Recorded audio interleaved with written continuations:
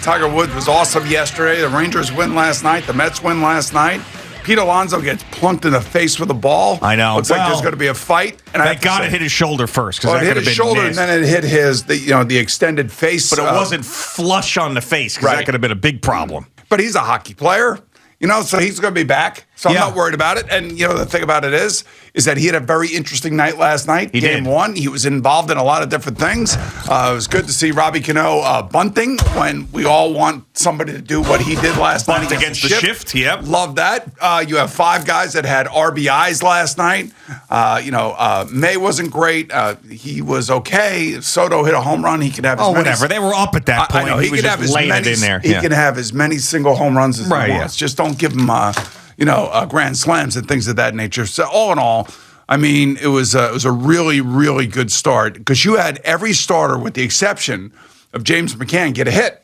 And he actually, got hit by a pitch and knocked in a run. That is right. So you had 5 different guys with RBIs. You had every starter with the exception of him getting a hit. 2-out hits with runners in scoring position. Look, it's Who is this team? I don't know, but it's game one, and it's fun to see, and it's fun to watch. And now I will say, maybe yesterday it wasn't so exciting because of the rain and everything going on around here and the Yankee opener being canceled or postponed till today. Sure. Yeah. But it was, from watching Tiger Woods' entire round yesterday, which was great, and watching him shoot 1 under at Augusta and make it and then be interviewed afterwards. I was, he said there's going to be a lot of ice tonight, and meaning that his lower leg, I'm sure, was a little bit. Yeah, the question was, what's the next 12 or 18 hours look for you? And he goes, a lot of ice, and he started laughing. We'll spend plenty of time on Tiger, but he was like so happy yesterday that he was able to pull this off. You could tell even when he didn't hit the exact shot he wanted to, he would sit there and giggle a little bit. He showed some emotion too, without a doubt. There was a couple of times the mic caught him and he said some stuff that he probably shouldn't have said on a live mic, but there were other times where you could tell he was just absolutely thrilled to be doing what he was doing, and of course, why not? Yeah, you know what? It was, I don't know, I love the game of golf and love the Masters, and certainly are pulling for Tiger to be back because you could just see when he came to the galleries and everything. I was reading Mark Canizaro's article. I think Mark may be there in the Post, and he does a great job covering golf. And he was talking about how Roger Goodell and Peyton Manning, everybody's milling around before Tiger's tee time and all that other stuff. And then all of a sudden, Tiger comes out of the locker room. He's walking through a gauntlet of people. Sure. And Peyton and Roger, and I'm sure a lot of other famous members at Augusta were there all to see it. And, that's the impact that he has. I don't know about poignancy. I don't know about inspiration. All I know is excitement is the word because he brought it, and he brought it yesterday with a couple of unbelievable shots. He made a few mistakes, as he said afterwards, but for golf fans, I can't even imagine what the ratings must have been like for people streaming and watching. Yeah, once they finally got it on television. Yeah, but I was fine watching 3 o'clock. Yeah, I ended up watching it on Masters.com. They had the featured groups. They had the Scotty Scheffler group and they had the Tiger group. So I sat there and I watched it there. And it was fine. It was totally fine. And you wonder if there's anybody else even playing in the golf tournament right now.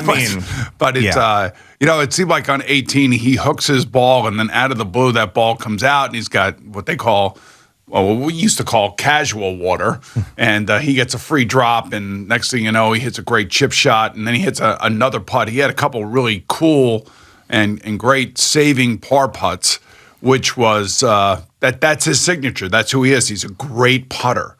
And when he gets to be able to look at the line off of somebody else's ball. Listen, man, 16. Most of the time, he's going to make it. Yeah, that putt on 16 was, that's vintage Tiger right there.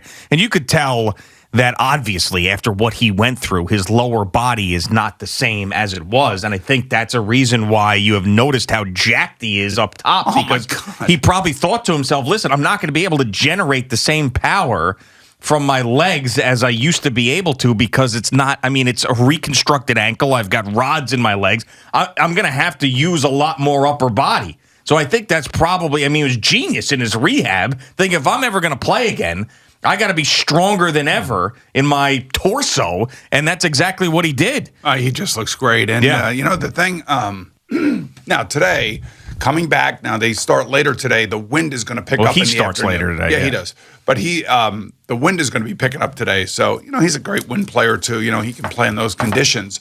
But, we'll see what the leg looks like and everything else. And all I could tell you, man, I think I speak for everybody at CBS. Just play good and make it to Saturday and Sunday. I mean, right now, he's what right, is top 10. is -5. He's 5 under, and Tiger's 1 under. He's 4 shots off the lead. He was battling. He was competitive. You saw some of these other rounds. DeChambeau and Koepka are both over par. There was a couple of guys out there that were just hacking all over the place. Tiger's right in the mix. He's 10th. What was amazing is, and Nick Faldo said this yesterday.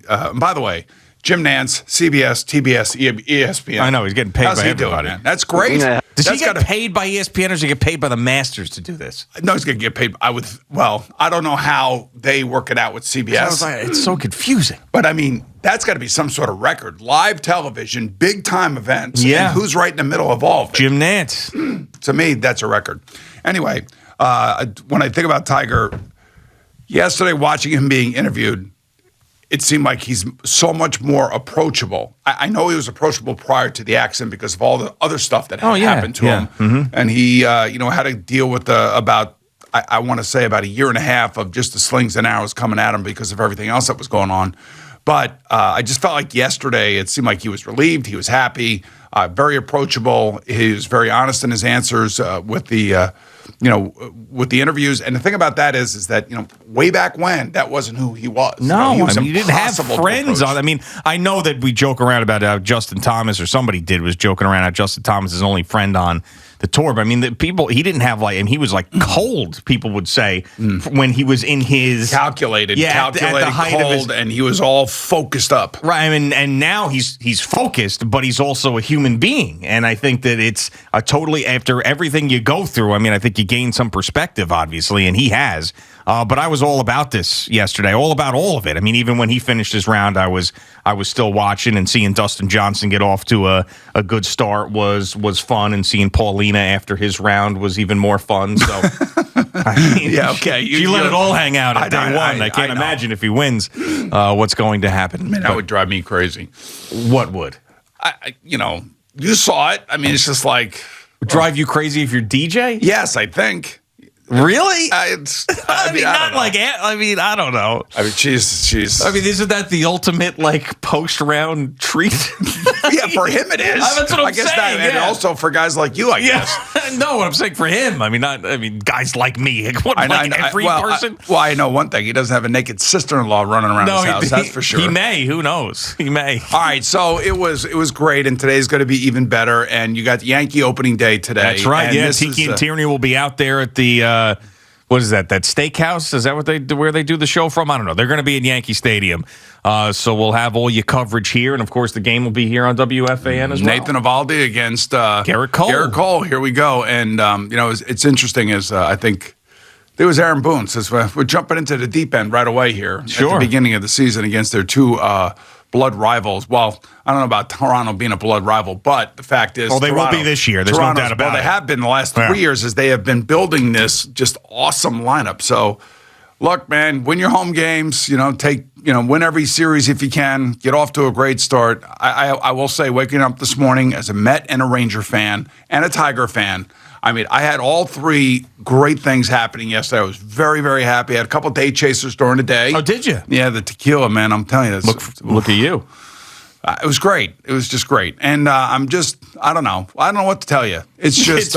we've waited this is what you tell me.